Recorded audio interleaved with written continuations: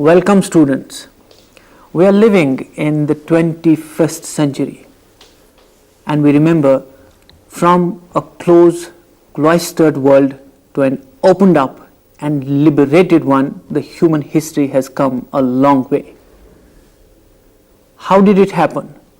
This is where we come directly to the topic of globalization, as what we are witnessing now is a world leveled up, flattened, where there are perceived to be no inequalities as we would perceive them many centuries ago. Right now we'll be discussing globalization from sociological perspective, and we are honored to have a very eminent professor of sociology with us, Professor T.K. Oman sir. Welcome. So the first question that we like to begin with is that first globalization was thought to be very exploitative, very dependent, where stronger nations would exploit the weaker one, giving it the name of globalization. But now it has come to the level where everybody benefits. It's symbiotic, it's a mutual dependent relation, more competitive than exploitative in nature. How did it all happen? You see, in order to understand this process, the cutoff point in history will have to be made clear. It is not true that in the beginning, globalization was exploitative and competitive. That is the history with colonialism. But there was pre-colonial globalization. During the pre-colonial globalization, its intensity may not be as deep as it is today, or its spread of connectivity may not be as much as it is today, but it existed. For example, in the 13th century, there were 8 different loops of interdependence of the world economy. Now, at that point in time, the globalization was certainly interdependent and equitous. And that's the first stage, as I said. Then came the period that you refer to indirectly, the colonial period, when globalization has become interdependent but exploited. Because the colonizer came to or went to the different parts of the world, and their purpose was to exploit the economy of the colonized world.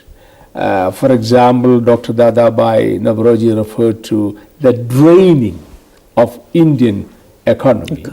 And our raw materials were taken from here, and our local industries were destroyed, and Manchester came, for example, in the context of cotton industry, and the very same product was brought back and sold to us at exorbitant prices. So that was the context in which one could really refer to interdependent but exploitative globalization. But today, globalization's reach is much more. Its spread is almost universal, but it may not be correct to say that it is not non-exploitative. Because if you look at simple statistics, in 1801, when it all began, colonialism, the difference between the most highly developed state or nation state at the time and the least developed was only 1:3. Gradually, by about 1950 or so, it has become 1:30 roughly. But more recently, it is 1:65. So, as globalization has been progressing, disparity, economic disparity has been increasing. All that one can say is there is an opportunity for people from all over the world, but in certain countries, that opportunity is available to a much larger number of its citizens. Whereas in certain other countries, there is a very thin layer of people who are benefiting because of globalization. The vast heap of humanity is not really benefiting out of globalization. And therefore, it is very exploitative. And to that extent, it would be not very correct to say that globalization is a great leveler. Sir, you've made a very important point by referring to the economic exploitation and that great disparity that world witnesses. A simple question arises in the mind of a student who is very serious about studying pros and cons of globalization. That is it a defect, a flaw in the globalization per se, or in the wrong implementation of globalization as a phenomenon? You know, globalization is not something implemented by a particular state or government. It's a process which has been going on, in which many governments and varieties of peoples were involved. It is the historical trajectory which we need to look at. At one stage, right in the beginning, everybody thought that globalization is bringing about enormous amount of homogenization of cultures. To a certain extent, it is correct. Look at the dress that you wear. It's not really Kashmiri, I would say. So there is an element of globalization which is spreading all over. Look at the food that we eat.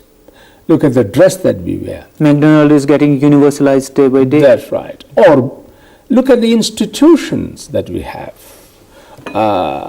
Democracy is spreading. Or market as an institution is almost everywhere. Civil society is emerging in a big way.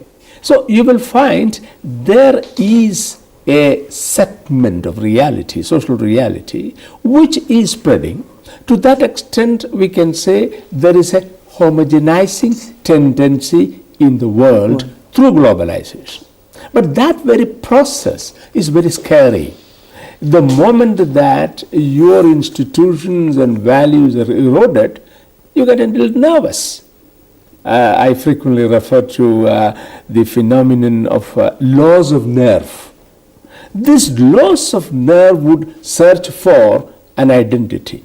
Identity not in terms of what others have given to us, but in terms of what we had. And that is tradition.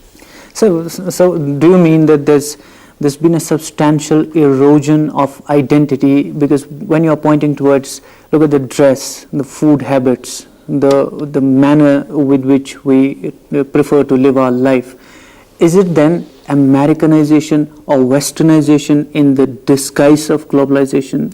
Once upon a time, we have been told about modernization, which was actually a euphemism for Westernization. Okay. Similarly, today, we have been told that what we are undergoing is globalization, but we cannot ignore the fact that when you look at the various elements of globalization, the critical and perhaps the large number of elements in that packet are from the West. So to that extent, the Westernization is continuing through globalization. But let me add a caution here. It is true that we have many things which are coming to us from the West. But at the same time, as I hinted a moment ago, we are also looking at our own roots. To that extent, we try to bring the modern or the Western with the local or the traditional. Not only that, we try to blend the two. It is the blending of that which is very critical in the context of globalization in various parts of the world. This, I say, is both pluralization and hybridization. So to accept or to think that homogenization is a singular process, stand on its own two legs, is a wrong perception. Along with homogenization, there is a lot of pluralization. And that pluralization is partly possible because of hybridization. Now, dress. Well, I am putting a kind of a dress which is not Western. Western people might be taking it, but I also put on pants. So, two elements, one from the West, the other from the non-West, blend, are blended together. Or I go to a restaurant, maybe somewhere here, and ask for a hamburger. I will get a hamburger, but there won't be any harm in that, because it is not usually consumed here. All over India, you get hamburgers in the McDonald's joints, but most of the time it is a vegetarian hamburger. Or at best, it may be chicken or mutton hamburger. We rarely use beef, at least publicly. Which is to say, sometimes what we call globalization has a form, but in terms of its substance, it would be entirely different. But what I say is equally applicable to, say, democracy. We have a democracy, a multi-party democracy, but the manner in which it operates is quite different. Again, in form, it is a democracy. In substance, perhaps it is not exactly what we understand by democracy in the West. In most of the Western countries where democracy is institutionalized, there is a two-party system, at best a three-party system. But here, we have hundreds of parties. Multi-party system. See, this is a point. But at the same time, we cannot deny that there is a democracy, that there is a periodic elections, that there is a well-established election commission and its procedures, etc., etc. So, in form, we are very, very democratic. But in terms of its actual operations, probably we are not. Sir, you brought us to a very ticklish point where we can see at globalization or at homogenization from two sides. If you see that, the dress we wear, the food we eat, so we can have that food available anywhere in the world. If an Indian wears a coat and a tie and a pant, that means this is homogenization on the one side. Can you see any American wearing a dhoti kurta? Or do you see Americans taking the template of Indian democracy and trying to implement so that the homogenization can be an osmosis where water, pierces through the both sides? So there are two aspects. Otherwise, it sounds as a unilateral process, yes, where everything that trickles down from them is being copied. There are two aspects here. One is when you talk about an Indian putting on Western dress. Yes, he does. Usually in the workplace. And more so it is with the corporations. But if I am a professor in the university, I may be putting on a coat and a pants, but not necessarily a necktie. There is a variation there. At any rate, I won't be thinking of this dress while at home. Even as I live in North India for more than 40 years, I put on my dhoti, which is my domestic dress of Kerala, at home. And think of a third situation, a ceremonial occasion, a marriage, for example. Now, I won't be putting on the Western dress.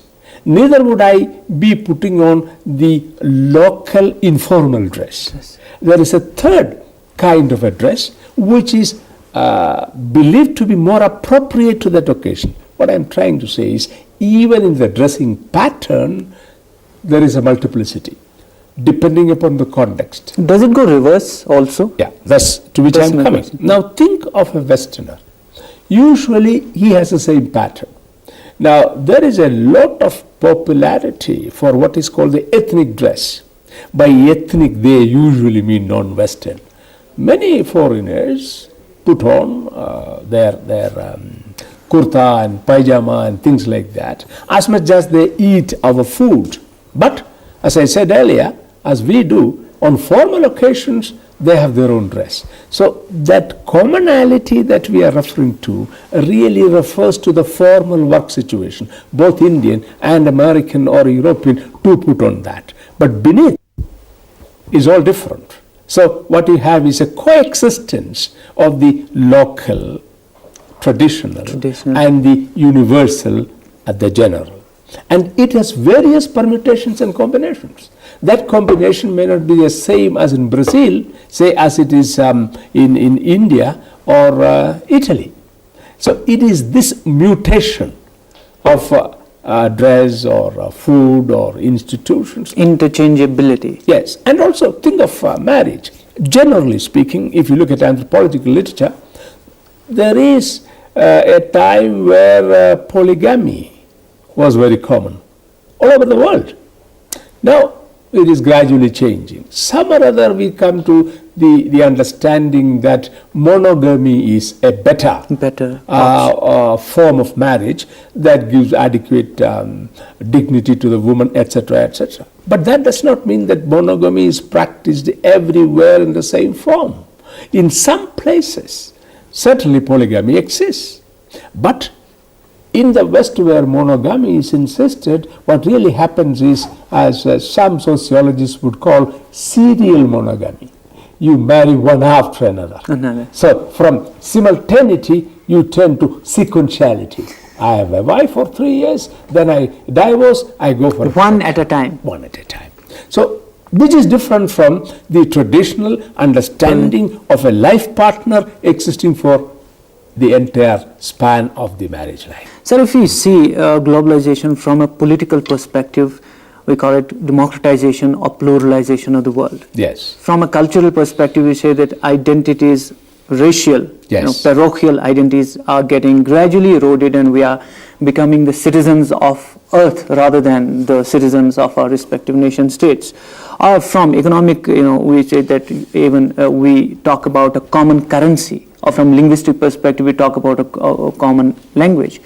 Seeing globalization from a sociological perspective, does it give a different picture?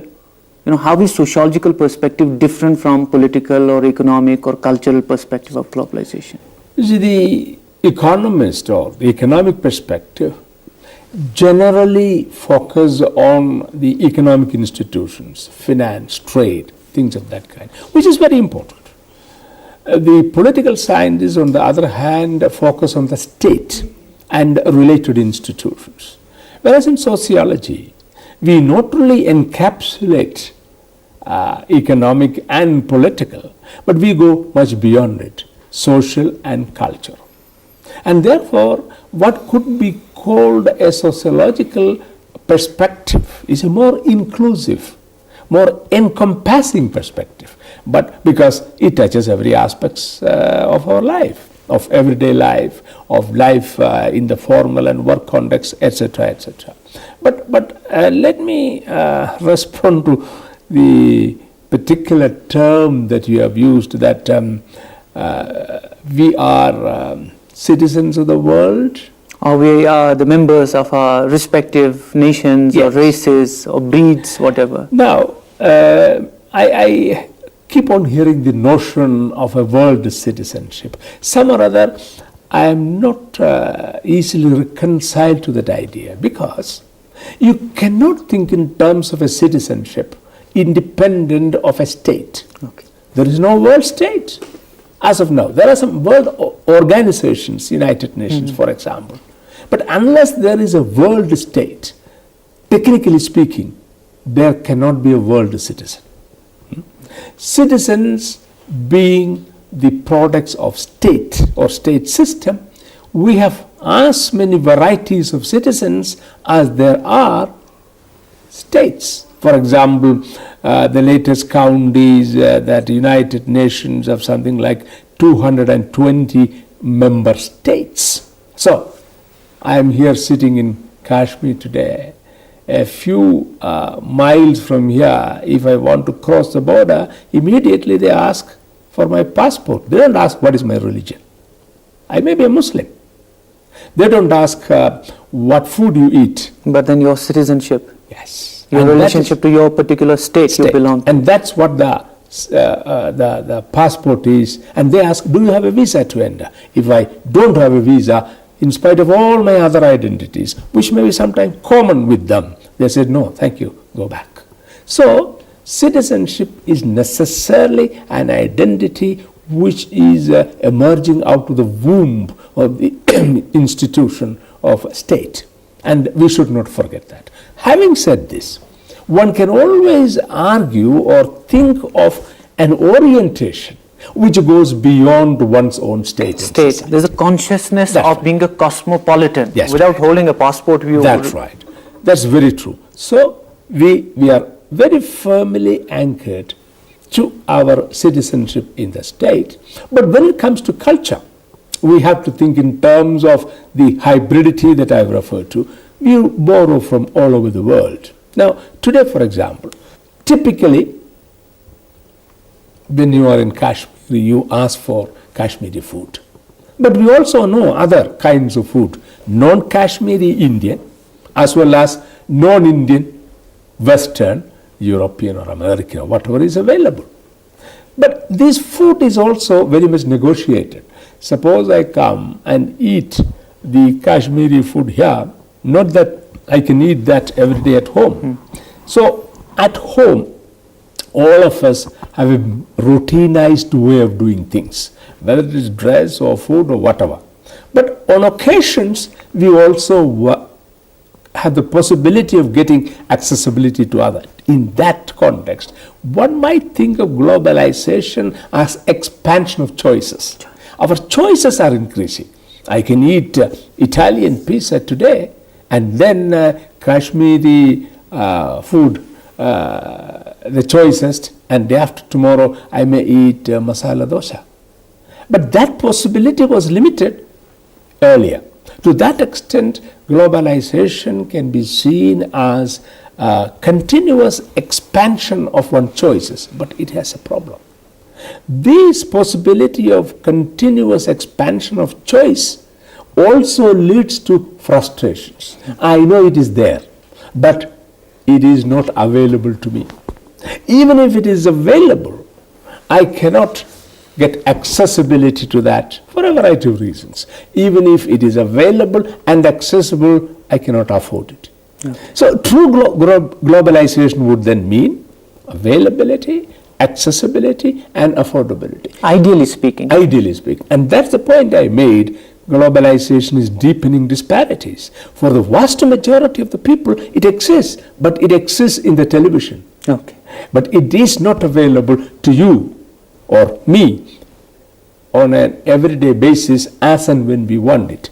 And that is available to a segment of population all over the world, including a segment of population in India. Thus, the bulging number of the Indian rich are truly global because they can afford that. But ordinary people, middle class people like you and me, or much worse, people who are working, the manual workers, they can only dream about it. And that brings in enormous amount of frustration that may lead to alienation and in that context, aggression and violence. That is the baggage that globalization comes with. So thank you very much. We'll have to conclude it here and now, but there are certain more important points to be discussed that we'll take in the second part of our discussion. Okay. Thank you very much. So you heard Professor T.K. Aman deliberating on globalization and its various effects, the way it's homogenizing and in a way heterogenizing the whole world. With these words, we take your leave with the promise that we'll be back in the second part of our program. Till then, thank you very much.